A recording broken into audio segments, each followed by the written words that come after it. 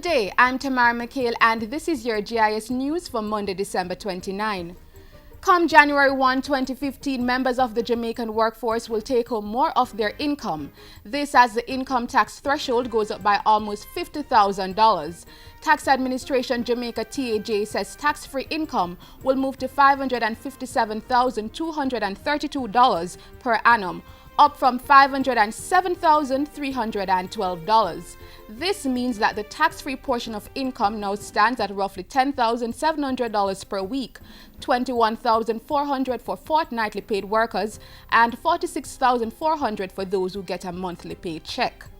Meanwhile, the TAJ is advising self-employed persons to use the new threshold to file their estimated income tax returns due March 2015. And pensioners and persons over 65 years are also being reminded that in addition to the threshold, they are entitled to a pension exemption of $80,000 and an age exemption of $80,000. You may contact the TAJ for further information by calling 1-888-829-4357 or clicking on their website, jamaicatax.gov.gm. With an increase in road fatalities for 2014, pedestrians are being urged to exercise greater caution on the nation's roads. This bolting across the road, it has caused the deaths of 70% of the 97 pedestrians who have been killed so far. Right? A critical thing that pedestrians also must address is the whole issue of impairment. Walking under the influence of text messaging, walking under the influence of cell phone must be a no-no.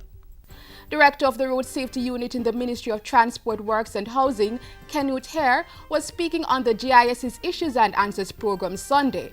So far, road fatalities for 2014 have exceeded the 305 deaths recorded in 2013.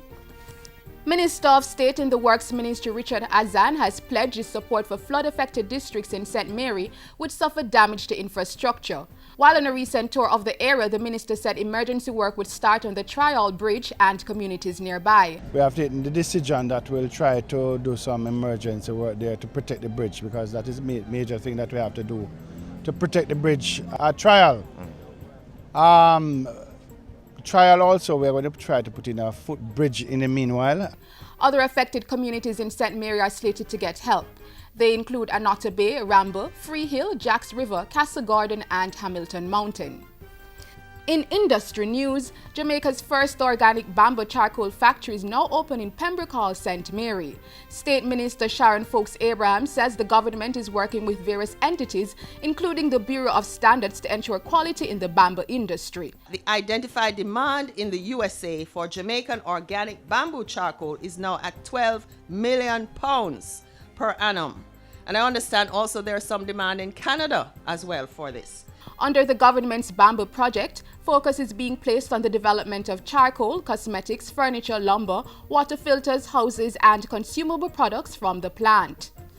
And finally, more than 60 houses in phases 5 and 6 at Llandilo in Westmoreland are now wired to the national grid thanks to the rural electrification program. At the commissioning ceremony, Energy Minister Philip Paulwell expressed the hope that the provision of electricity would spur development in the parish. Electricity is a tremendous enabler for wealth creation. That to get rid of poverty, you must bring electricity to the people. A similar program is being carried out in the Westmoreland communities of Seaton Estates, Newtown, Charlene and Grotto. Minister Paulwell used the occasion to urge residents to pay their electricity bills. And that's it for JIS News today. I'm Tamara McHale. Thank you for watching.